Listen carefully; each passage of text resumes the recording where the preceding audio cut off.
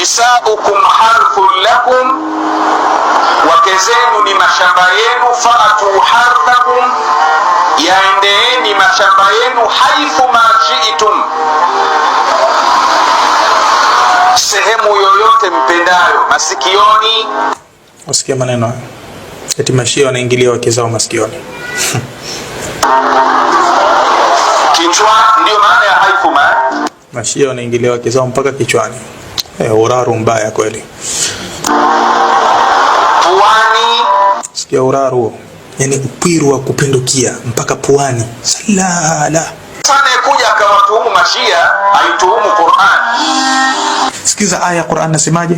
Wa yasalunaka 'anil mahid, wanakuuliza hawa kuhusiana na damu ya hedhi. Qul huwa adha, waambie damu ya hedhi ni uchafu. Fa'tazilu nisaa fil mahid, basi jitengeni na wanawake, musiwaingilie katika siku za hedhi. Wala taqrabuhunna hatta yatuhurna, wala msiwakurubie kwa tendo la ndoa mpaka wajitoharishe. Fa idha tataharna, wakijitoharisha wakawa safi, faatuhunna, waingilieni hao wanawake, min haithu amarakumullah. Hapa pahala muhimu sana hapa.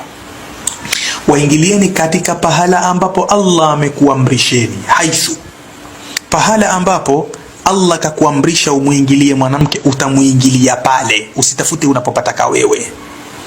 Sasa tukae katika hii aya tupate fiqh ya Qur'an. Shia anasema usitutuhumu sisi mashia, kwanza ituhumu Qur'ani. Hatuwezi kuituhumu Qur'ani, Qur'ani iko safi kabisa. Hapa pana faida hizi mbili. Faida ya kwanza, katika hii Qur'ani tumeruhusiwa kuingilia wanawake. Faida ya pili, katika hii aya ya Qur'ani tuwaingilie wanawake wakiwa wasafi.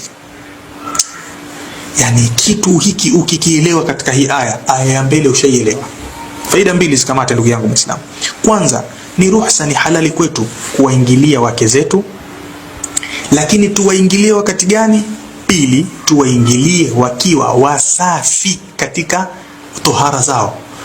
Fa idha tatahharna, wakijitoharisha, faatuhunna, nendeni mkawaingilie. Na utaingilia wapi? Nukta ya tatu, min haithu amarakumullah, pale pahala alipopaamrisha Allah upaingie, ndo utapaingia pale. Kwa hivyo aya hii ishatupa mambo matatu muhimu. Jambo la kwanza, uhalali wa kumuingilia mwanamke. Jambo la pili, mwanamke aingiliwe akiwa yuko tahara. Jambo la tatu, aingiliwe pale pahala alipoamrisha Allah subhanahu wa ta'ala. Aya, twende kwenye aya mbele sasa. Kabla tuende kwenye aya mbele, turudi kwa Mustafa al-Maraghi. Mustafa anasema kwa ajili hiyo, kwa vile lengo ni kuzalisha, lengo sio kupata raha peke yake, asema wa min thamma, na kwa ajili hiyo, la yahillu lakum, si halali kwenu nyinyi waislamu, antaatu an-nisaa, kuwaingilia wanawake, fi zamanil haidhi, katika siku za hedhi. Kwa nini hatuhalalikiwi kuwaingilia wanawake katika siku za hedhi? Sikiza jawabu la kisomi. Haithu, kwa hali ambayo, lasti'dada likabuli zar'i, kwenye siku za hedhi hakuna maandalizi ya kukubali mazao. Ukimwaga manii kwenye siku za hedhi, mwanamke ashike mimba. Allah akasema kwa sababu lengo hasa ni wewe umpe huyu ujauzito ili azae, wanadamu waendelee kubakia kizazi chao. Ikiwa katika siku zake hawezi kubeba ule ujauzito, usiingilie. Ukiachia ile kesi kwamba uchafu, madhara, eka pembeni hiyo. Wa yasalunaka 'anil mahidh qul huwa adha, ukiachia ile adha, ule ni uchafu. Sasa tuko hapa kwenye lengo ni huyu abebe mimba. Allah akatwambia usimuingilie hapa pahala, kwa sababu mimba haiingii sasa hivi. Kisha akasema wala fi ghairi al-ma'ta alladhi yatahaqqaqu bihi al-isti'dad, wala usimuingilie, si halali kumuingilia mwanamke katika pahala ambapo hapa kuandaliwa kupokea mazao ya kuzalisha watoto. Mambo mawili. Mambo haya mawili unayapata katika zile faida tatu tulizopata kule nyuma.